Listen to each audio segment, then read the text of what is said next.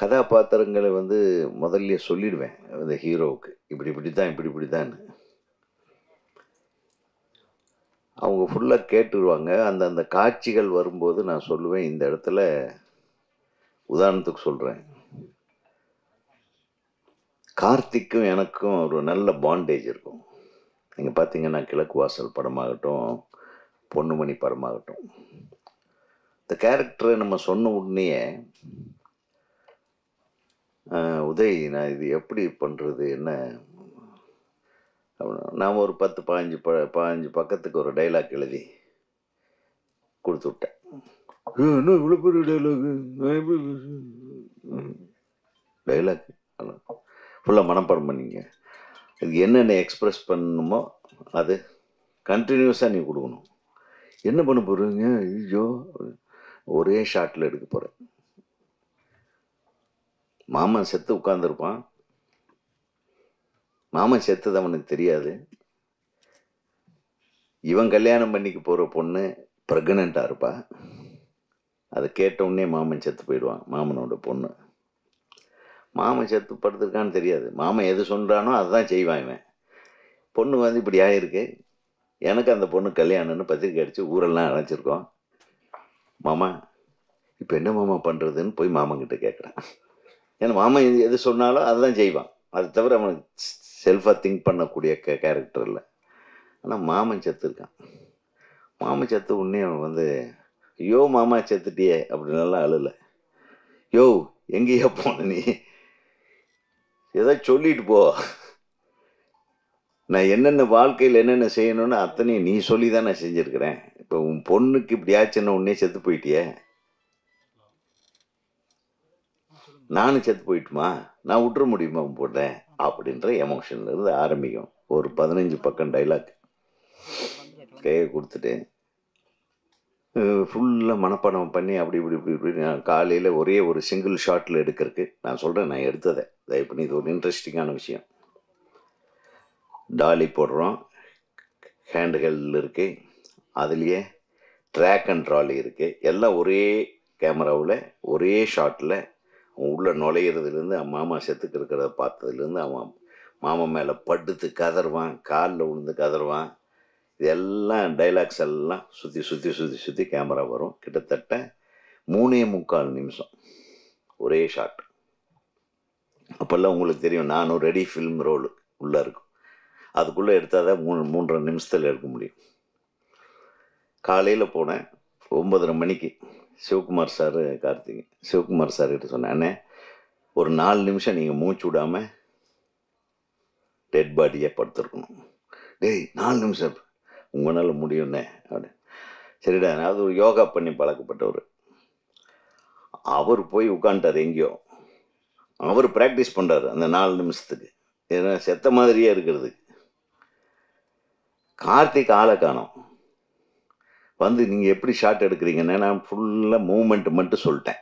அப்படியே கேமரா இப்படி வருது, இங்கே வர்ற இந்த இடத்துல இந்த எமோஷன் வரும், இந்த இடத்துல இந்த எமோஷன், இந்த இடத்துல நீ ஃப்ரீயாக நடிச்சுக்கோ, ஆனால் டைலாக் தான்ட்டு ஒரு 15 பக்கத்துக்கு டைலாக் போட்டு பிரேக் விட்டேன். 10 மணிக்கு பிரேக் விட்டேன். அடுத்த ஷாட் நான் மத்தியானம் 2:30 மணிக்கு தான் எடுப்பேன்ட்டேன். எல்லாம் ஜாலியாக இருந்தாங்க. கேமராமேன் நான் மட்டும்தான். இந்த கேமரா எங்கெங்கே போகுது. அன்றைக்கி எடுக்க வேண்டிய காட்சி ஒரே காட்சி தான். அது ஒரு ஃபுல் டே எடுக்க வேண்டிய சீன், நான் ஒரே ஷாட்டில் எடுக்கிறேன். ஆரம்ப இடத்துல பாக்கிராச படம் எல்லாமே நெகட்டிவ் டேட்டு தான். ஒரு கை ஓசை, தூரல் நின்று போச்சு, இப்படி எல்லாமே ஆரம்பத்தில் எல்லாமே நெகட்டிவ் டைட்டில் தான். சமீபத்தில் பிச்சைக்காரன் படம் பெரிய ஹிட் ஆச்சு. கோடீஸ்வரன் டைட்டில் வச்சாங்க, பட் ரிலீஸ் ஆகலை. ஆனால் அதுக்கும் சம்மந்தம் இல்லை. கடைசி விவசாயின்னு படம் எடுத்தாங்க, நேஷனல் அவார்டு கிடச்சிது. அதனால் இறுதி முயற்சிங்கிறது நம்ம நெகட்டிவாக பார்க்கக்கூடாது. முயற்சிங்கிறது நல்ல விஷயம். முயற்சிக்காமல் இருக்கிறது தான் தப்பு. முயற்சிங்கிறது நல்ல விஷயம். அல்லது இறுதி முயற்சி அப்படிங்கிறது நம்பிக்கை. கடைசி இங்கு முற்றுப்புள்ளியில் அது.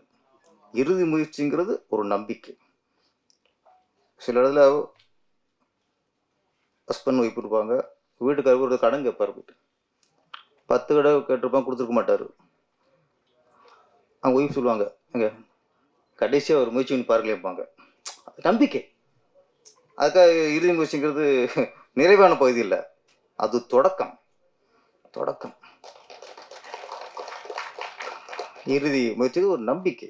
இந்த நம்பிக்கை கண்டிப்பாக வெற்றி அடையும். எங்கே நல்ல நோக்கத்தோட, நல்ல விஷயத்தோட, நல்ல எண்ணத்தோட, சமூகத்துக்கு நல்ல விஷயத்த சொல்லணுங்கிற நினைப்போட உங்களோட முயற்சி இருக்கும் பட்சத்தில் கண்டிப்பாக இந்த முயற்சி திருவினை ஆக்கும். நான் ரஞ்சித் சார் படம் நிறைய பார்த்துருக்கேன். ஆனால் இந்த படத்தில்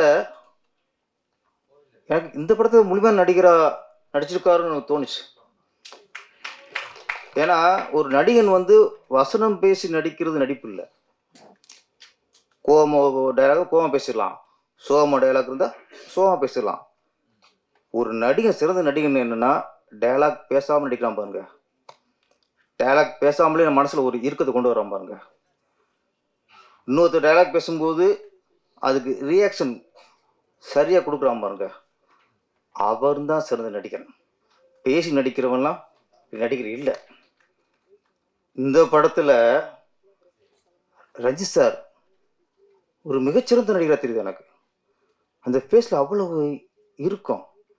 நம்மளுக்கு கதை தெரியாதனால, ஆனால் என்னமோ இருக்கு.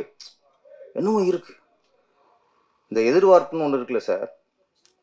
ஒரு பணத்தை நம்ம ஒருத்தருக்கு உதவி பண்ணுறோம், அவங்க திருப்பி பண்ணுவாங்கன்னு ஒரு எதிர்பார்ப்பு இருக்கும். நம்ம ஒருத்தருக்கு சாப்பாடு போடுறோம், நாளைக்கு நமக்கு சாப்பாடு போடுவாங்கன்னு ஒரு எதிர்பார்ப்பு இருக்கும். மொய் எடுத்துக்கூட அதுதான், திருப்பி அவங்க எழுதாங்கிற ஒரு எதிர்பார்ப்பு.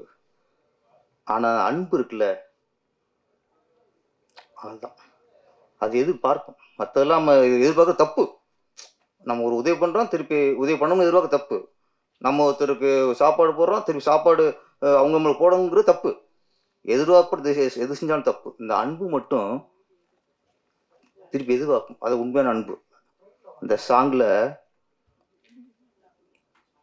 இவர் சாப்பாடு ஊட்டி விட்டுருவார், திருப்பி கேட்பார், நீ விட்டு விட மாட்டான்ட்டு. அது அன்பு. அந்த எதிர்பார்ப்பு நியாயமான எதிர்பார்ப்பு. ஆனால் அதில் என்ன இருக்குங்கிறது கதை படம் பார்த்தா தெரியும். இருக்கு, ஏதோ ஒன்று இருக்கு. சும்மாலாம் திருப்பி ஒரு புருஷன் திருப்பி ஊட்டி விட சொல்ல மாட்டான். திருப்பி ஊட்டி விட்டுனா அந்த உணவுல என்னமோ இருக்கு, ஏதோ கதை இருக்கு. அது படம் பார்க்கும்போது தெரியும்.